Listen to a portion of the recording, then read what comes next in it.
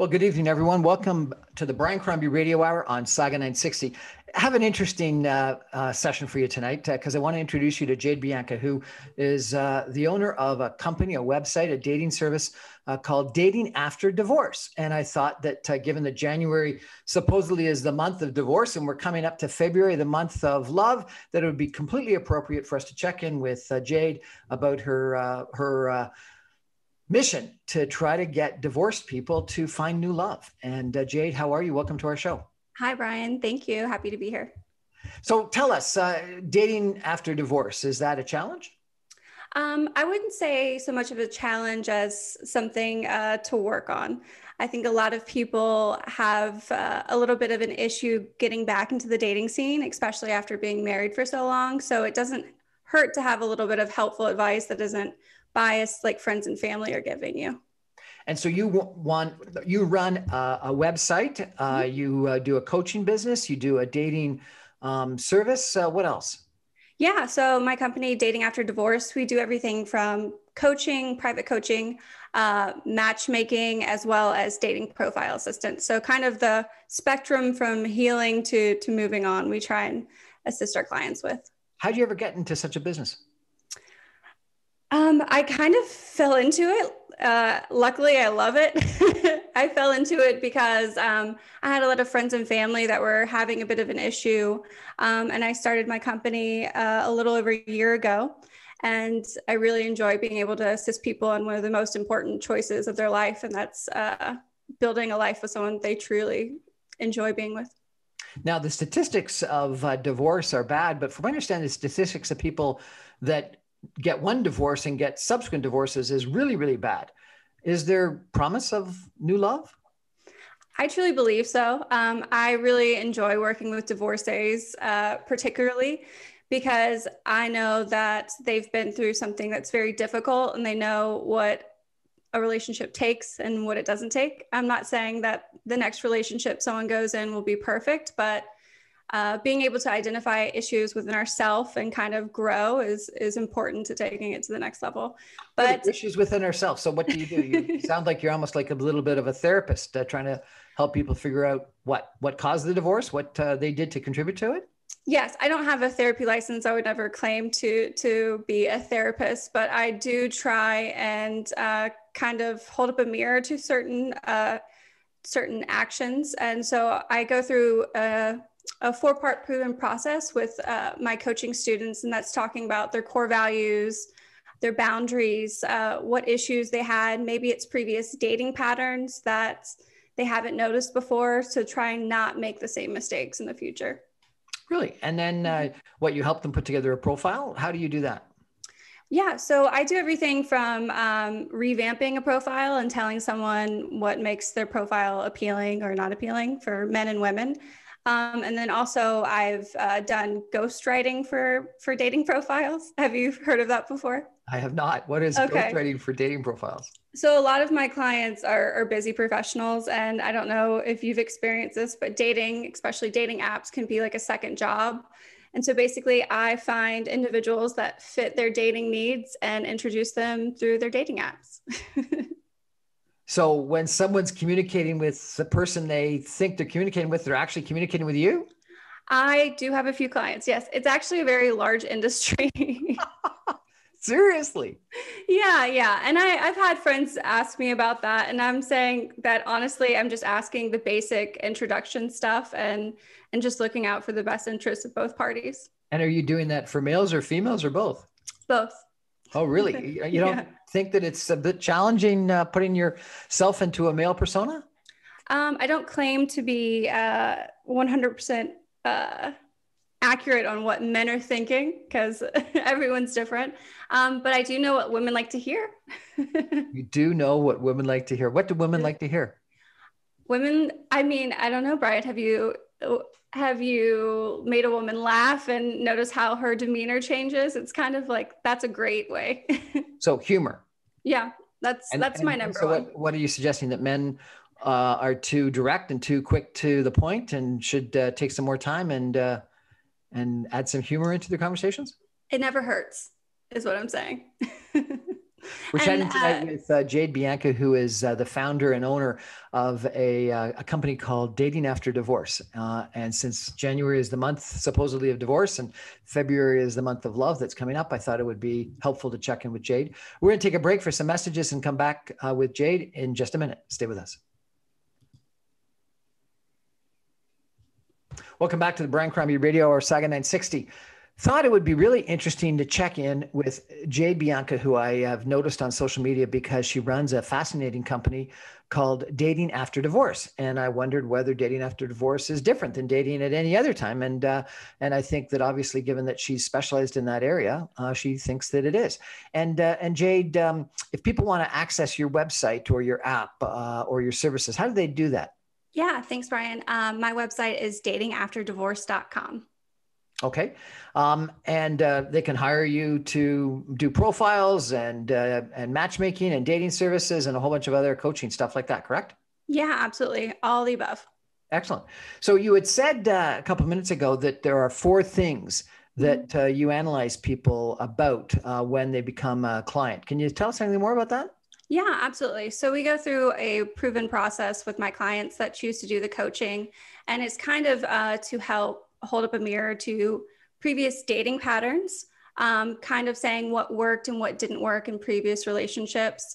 We go through core values for the person, and then core values of what you want your ideal person to be, as well as boundaries. I think as adults, we kind of forget that boundaries for us are just as important when it comes to relationships. And then finally, we do a mock date.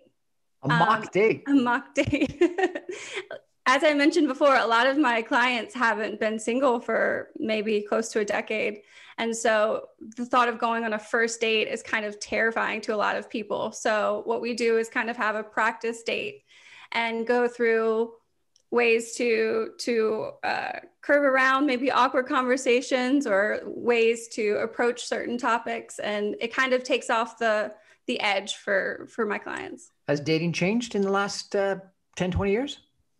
Yeah, I mean, I would absolutely say it has, especially with dating apps. And then with COVID over the past almost year, it's added a layer of complexity. I think some people do better in person, and it's harder to convey kind of a dynamic personality online. So you have to kind of pivot with the times, if you will. So you said that there were a couple of things that one needs to do after divorce. What are the things that one needs to do after divorce? Yeah, I came up with a list for some clients, and specifically I was saying this for men, but it can also go for women. The first one I would say is to get a new hobby or double down on an old one, whether that's learning a new language or brewing your own beer, doing anything outside to kind of, I don't know, revamp your old self is what we're looking for. Because I think it's easy to kind of fall into old patterns once you're in a relationship or a marriage for a long time, and you kind of lose the ability to only like do things that you enjoy. You know, you go from we to I, and you're like, okay, what do I do now? That's interesting. Revamp your old self. Yeah, absolutely. And the second one, I recommended solo travel. Granted, this was before COVID. I did a lot of solo traveling myself, and I think that there's no better way of kind of going back to finding out who you are and what you want by alone time. And so solo travel with COVID, maybe that's a cabin by yourself or camping by yourself, kind of just getting out of your own normal space. I do, or at least I did before COVID, a lot of business travel, which is often solo travel. And I always felt strange going into restaurants and eating by myself. So I'd end up eating at the bar and stuff like that. For some reason, I felt more comfortable eating at the bar rather than eating at a table in a restaurant by myself. Solo travel has got to be pretty challenging for a lot of people. I think we get used to not being uncomfortable. I think a part of growth is being comfortable being uncomfortable, which I understand sounds a little silly. Part of growth is comfortable being uncomfortable. That's the way I define it. A very profound statement. Thank you. That's the way I define it. I think that we in this day and age, 2021, we're so used to having immediate reaction and immediate responses with our phones and social media.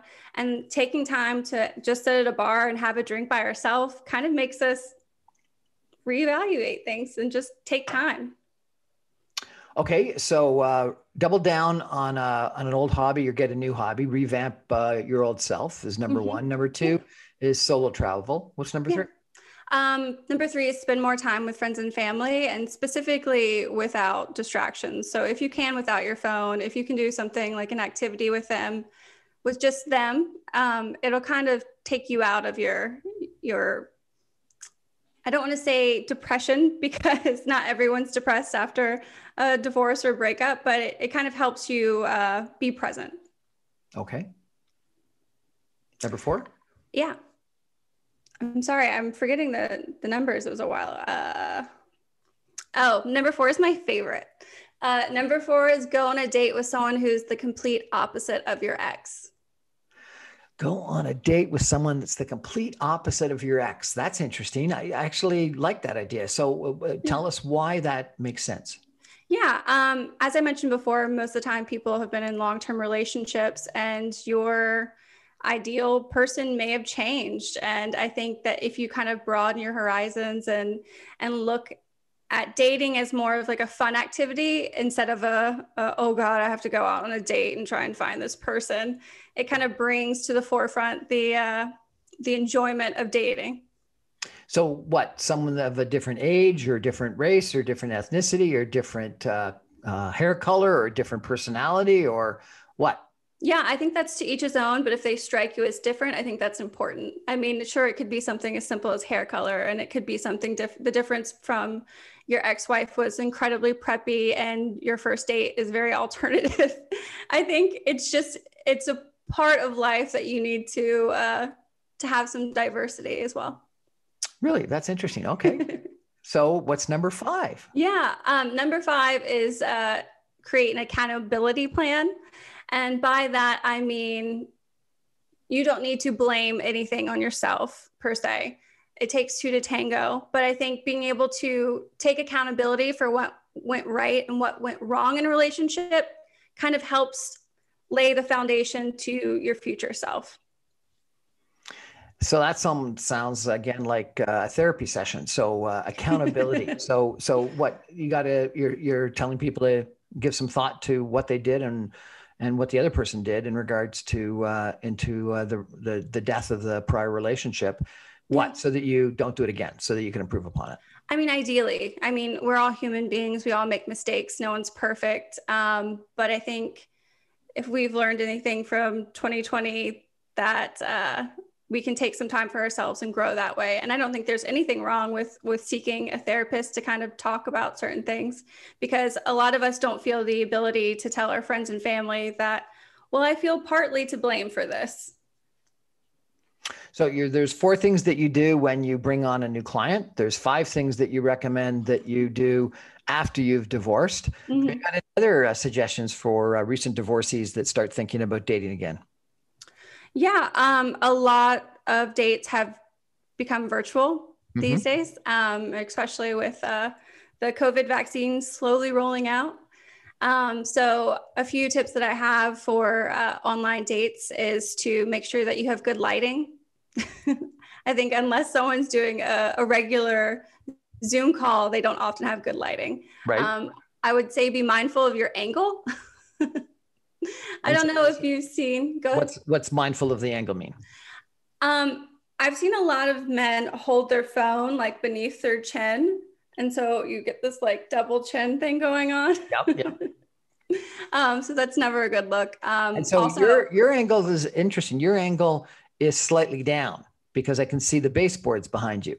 And I've always been told have it go straight at your eyes. So what are you recommending people in regards to angle?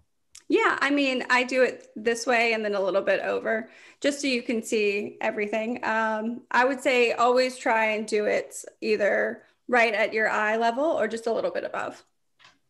I keep on watching these people on news shows, and they've always got something in their bookcase behind them they want people to read. Do you recommend thinking about sort of what's in your backdrop and knowing that people are going to check it out and see what you're all about?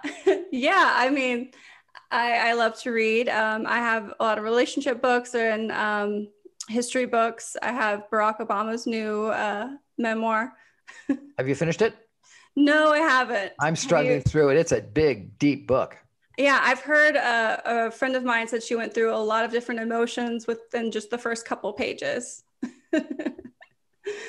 Okay, so giving them some suggestions on how to do a virtual date. What else do you suggest? So you're thinking about the angle of the phone or the computer. What else?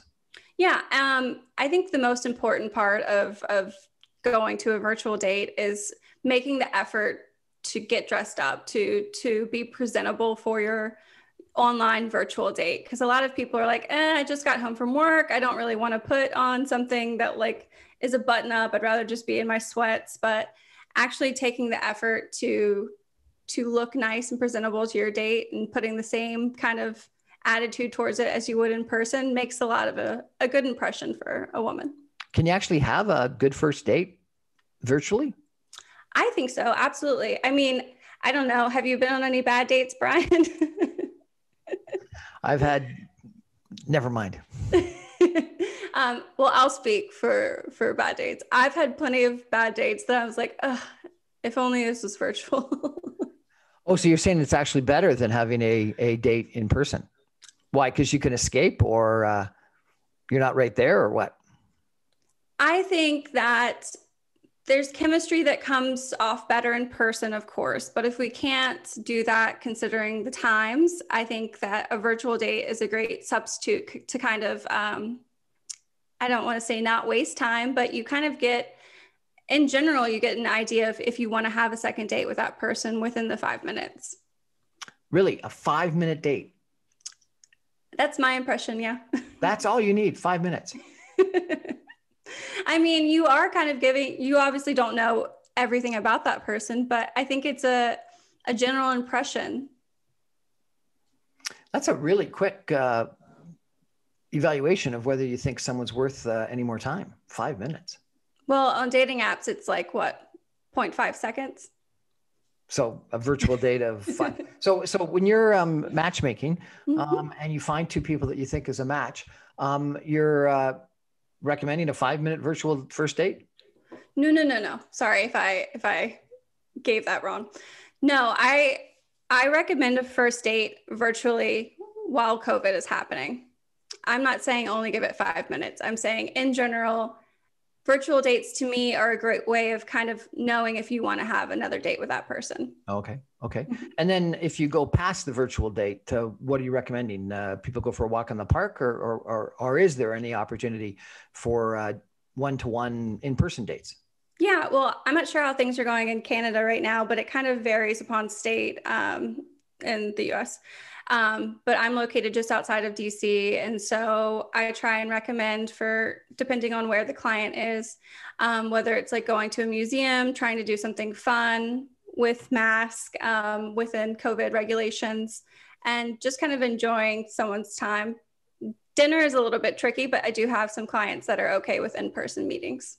And the in-person would be what, in a restaurant or at someone's home, or what?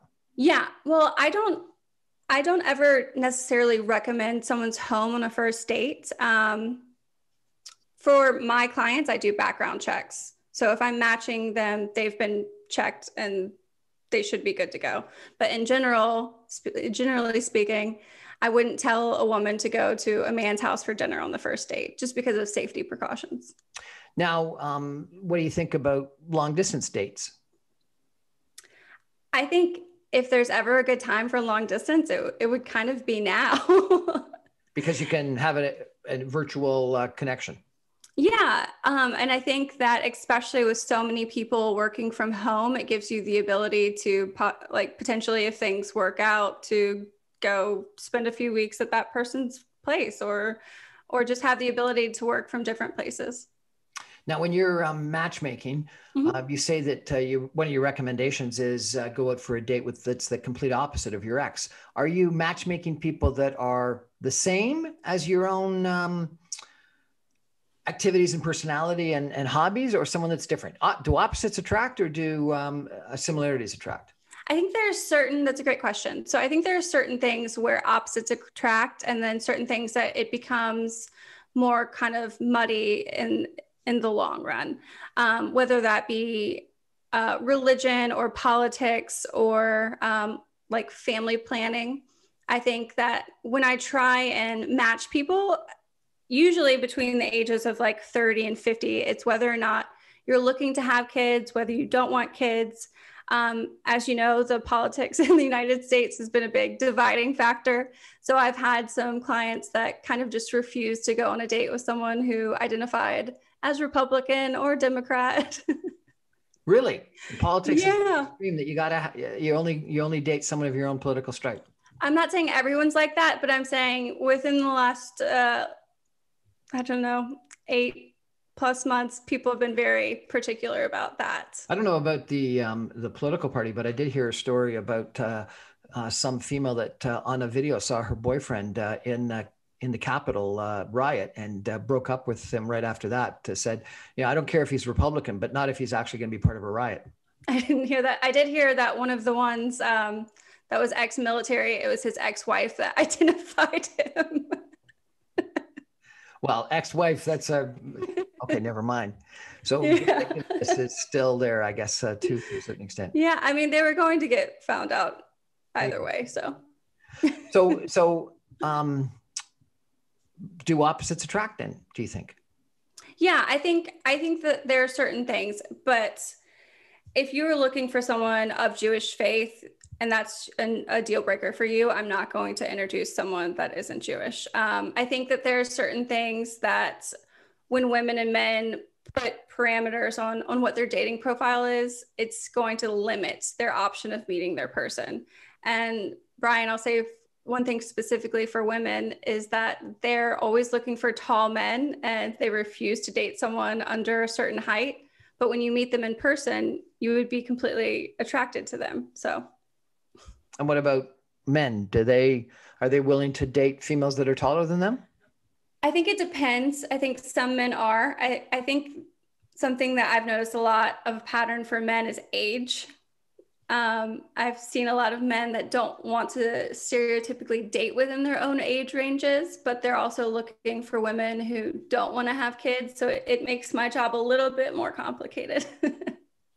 We're having a chat about dating after divorce with Jade Bianca, who runs a dating service, a matchmaking service, a website called Dating After Divorce. We're going to take a break for some messages and come back more with Jade in just a minute. Stay with us.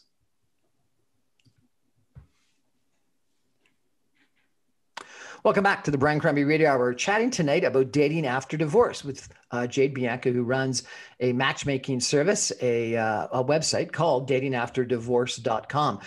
Jade, welcome back to our show. Thanks so much for sharing with us tonight.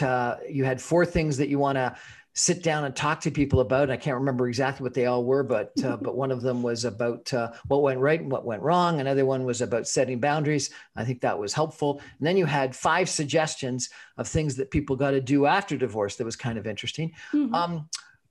We talked about some of the challenges of picking who you want to date and whether opposites attract.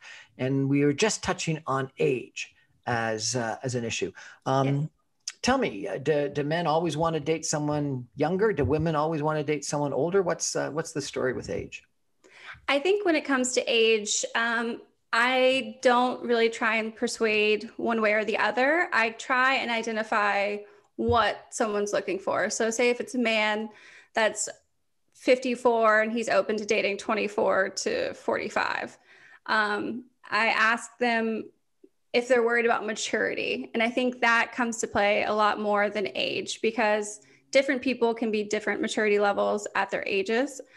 So I think it's just an important factor to take into mind when you're looking for a partner. If you're looking for someone of a certain age and they are very young, then you can't help but know that they're probably not going to be that mature.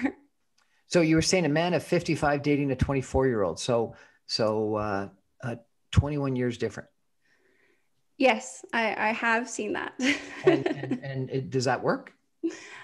I'm not here to tell people what their relationship should look like, but I would say that usually there's too much of a difference. When you were speaking about opposites attracting, I think that might be on the extreme end of the spectrum, because after a while you'll be making 80s references and she won't know what you're talking about. And the 55-year-old you said has had his maximum at 45. So doesn't want to date anyone close to his age, wants to have them 10 years younger. Yeah, I think that's something that I've seen fairly often from male clients. And I hate to say this and I hate to repeat it, but I've heard it so often that I feel like it needs to be said. I think that certain men that are dating are worried about women of a certain age being jaded. Being what? Jaded. And in that way, I mean, I've been told by several of them that like women are kind of becoming just frustrated with the dating scene, that they take it out on their male dates. I'm not saying I agree with that at all, but I'm saying that I've heard it from enough male clients that I will share it.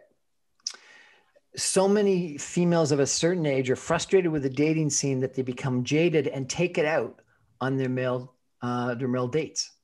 That's what I've been told. Really? Mm-hmm. That's interesting. And yet it doesn't happen to men. Men don't become jaded. I mean, I think it would be a hypocritical statement for someone to say that they can't experience enough life and difficulties, that we can't all become a little bit jaded, right? We're all a little jaded. But I think that men kind of pointed out for women carrying that attribute. Now, do you have some rules or recommendations as to what age differences actually work? I'm a big proponent. I've seen 10 years age difference work very well, but it also depends. I think that around the age of 26, I don't recommend someone going lower than that. And I don't have clients younger than 26 because I feel like you grow so much in your 20s and your 30s that you're not going to be the same person. And so you can't expect that maturity level to be there as well. So I try and say, try not to make it more than 10 years. Try not to make the age difference more than 10 years. Ideally. Okay. Now, always men have to be older, or do you have successful matches where the female's the older one? Yeah, absolutely. It's been a few years difference, not like a 10-year difference, but I think that's absolutely a thing. I think that it all depends upon compatibility. And I think that if both people are adults that are looking for the same thing and it's a few years age difference, I think that's great. What about race? Absolutely. I think if someone's looking for anyone of different races, that's great. And do many people, or do most people say, no, only someone that's African-American or only someone that's Caucasian? I would say that most people are fairly open about that. I've seen more of a leaning towards if people are looking for a religion to stick with. So I have Jewish clients that want to they will go out with someone who isn't Jewish, but they would prefer someone that is. Okay. And the same with Catholic. And what about, evangelical Christians? Do they only want to be with evangelical Christians? I think it depends on the frequency in which they attend church and to what extent that contributes to their life. But yeah, it's something to take in consideration. And what I love about matchmaking is these are topics that you don't usually get into. It's like the meat of it that you usually don't get into until a couple dates, a couple weeks in. And when you're matched by a matchmaker, these are things that you know going into it. What about kids? Tell me about kids. Yeah, I think that's a big conversation and big compatibility component, especially between 30 and 50, as I mentioned before, because some people are open to having kids, some people are open to meeting someone with kids, and others, it's a deal breaker. And what do you think it should be? I had someone tell me, what was the line? If you love a woman, you love her kids. I mean, in a perfect world, right? I think it's kind of a unique thing to each his own. I won't ever judge a client for not being open about seeing someone with kids because that's what they're looking for. If I say this person ticks every box, are you sure? And if that's what they choose, that's what they choose. And what about, a divorced man that's had kids and a younger female that has never had kids and wants kids? Can that work? If the older male is open to having kids, then I think that can work. But I think that is like a sticky point, because I think that if we're not open and honest with our intentions and our boundaries, you can get a year into a relationship and realize that that person actually does want to have kids and you don't. And so where are you? I've talked to so many people sort of in that 35, so many females in that sort of 35 to 40 category, where the biological clock is almost the number one criteria. Yeah, I mean, it's a huge part of dating, especially in your 30s as a woman, because there's not a lot that you can do about it. And so you do want to have that partner, but otherwise your options are kind of dwindling. So you might have to freeze your eggs, or to each his own. What do you think about people that have been divorced more than once? Is that a challenge? For them? Yes. And for the person that is the potential partner?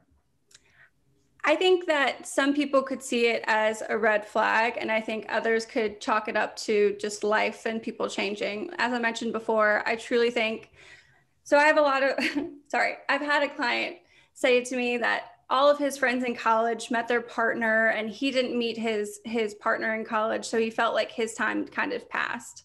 And I said to him, well, a lot of people meet their spouse in college, and then 10, 15 years down the road, you both have grown apart. And so you're kind of in different places. So it could be a number of things that happen. I think that I'm never a proponent for divorce, but it's not always the best decision to stay together if a relationship isn't working. And we can't judge each other for that. You said you had a couple of suggestions for people on how to improve their dating profile. What are those? What are some of those suggestions? Yeah.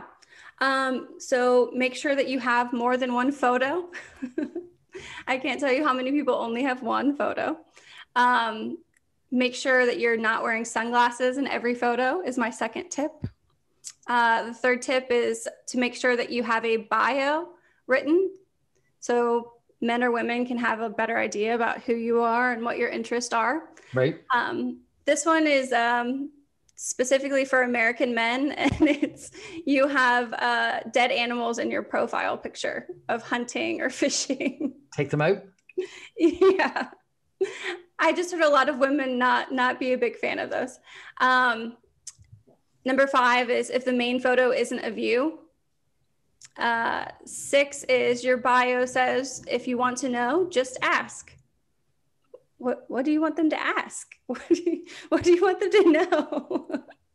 And then number 7 is if all of your photos are in a group, no one's going to know who you are. And so when you sit down with someone and you work on their profile, do you often have to make these adjustments and changes? Yeah, I say that a lot of people just need a little bit of a nudge, and what they do is they present me their old profile and I make suggestions on how to make it a little bit more appealing. Because most men don't have a lot of photos of themselves. And so we have to work a little bit harder for the men. Right. And what about, do you recommend like makeovers and stuff before you get your photos taken? Yeah, it depends. If a lot of men or women have photos that are every photo's with an X, or all the photos are with their children, or say that they might be wearing a little out of dated clothing, I would recommend with my matchmaking clients to kind of do a makeover, maybe a different haircut, kind of spruce them up. There seems to be, like hundreds, if not thousands of different dating sites. Are there better ones, or ones that are better for certain specific types of people? Yeah, there are certain ones that I feel like people have had better luck on, or the quality of matches has been a little bit better. I've heard a lot of men and women like to use Bumble, and that's because the woman gets the ability to say hello first. And so they feel, I guess, Safer on the app. What'd you say? More in control? Yeah, absolutely. And any recommendations or comments on some of the others?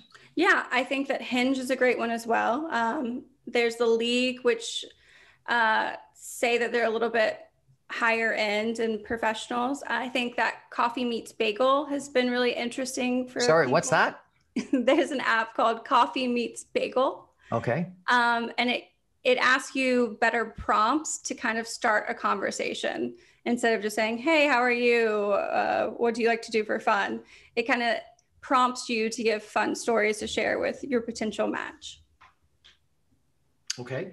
And I see some comments on like Facebook and even LinkedIn where, females will say, this isn't a dating app. Stop contacting me through Facebook and LinkedIn. So is that a no-no?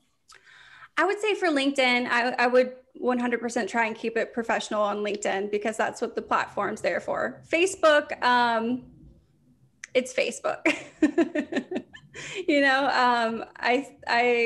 I don't think they would be bothered if it's someone they wanted to speak to, but I think, yeah, you can't really stop people from messaging you on Facebook. Okay. So you've been really helpful with a bunch of different suggestions. Are you positive about second marriages? Absolutely. I'm very positive for second marriages. I think that divorcees have a lot of love and energy to give into their second marriage, and I'm here to help. So we shouldn't be, if we've gone through a bad divorce, we shouldn't be jaundiced and jaded. We should be optimistic and try it all over again. Absolutely, Brian. We're going to take a break. We're chatting with Jade Bianca of datingafterdivorce.com. We're going to come back in just a minute with some concluding comments. Stay with us. Hello. Welcome back. Having, I think, a fun little chat tonight with Jade Bianca, who runs a dating matchmaking advisory coaching company called Dating After Divorce, which I was intrigued by. As some of you may know, that I've recently become divorced. And so therefore, one of those things that I guess one has to give some thought to. Jade, you've talked a little bit about dating apps and profiles and things like that, but you're also a matchmaker. What do you do differently as a matchmaker, and why would someone want to hire a matchmaker rather than just go on a dating app? Yeah, thanks, Brian. I would say the biggest difference between matchmakers being matched by a matchmaker and using a dating app is intentions. I think that intentions are something that you aren't really sure of when you meet someone on a dating app. By that, I mean, you also don't know if they are who they say they are, because we live in a crazy world and it's not far-fetched to say that someone might be catfishing you. So it is nice to know that that person has been vetted and checked out. And intentions, by knowing what that person wants and knowing that you are both looking for the same thing, kind of saves your time and energy and money.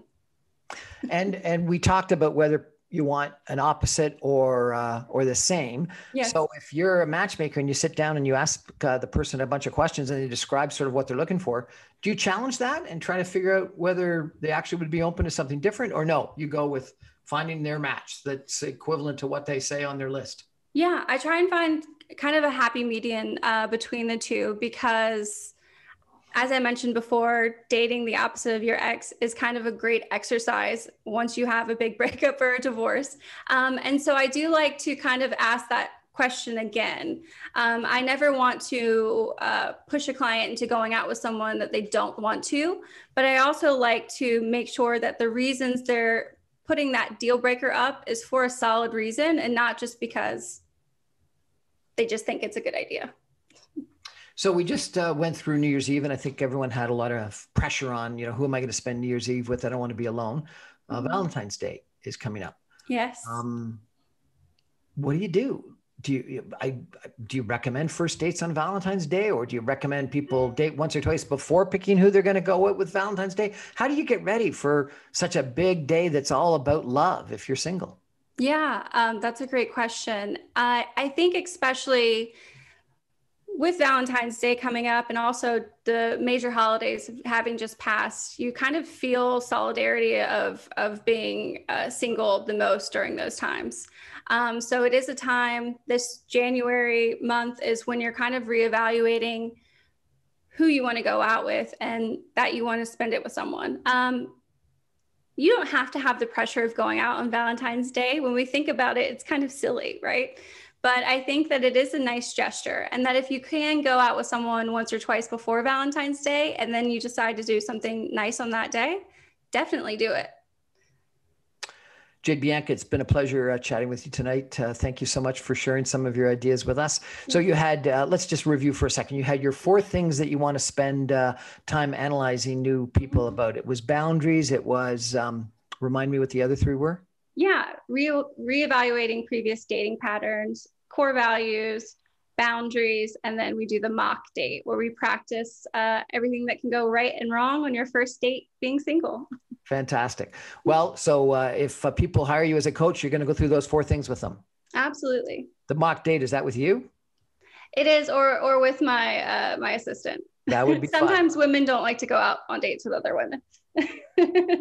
That would be fun, I'm sure. If people want to contact you, how do they best do that? Yeah, you can visit me at datingafterdivorce.com or email me personally at jade@datingafterdivorce.com. You also have, a whole series of good suggestions and comments on your social media. Do you welcome people to connect up with you? Please, please. I love connecting on social media. My Instagram is at dating_after_div. Dating_after_div. Yes, absolutely.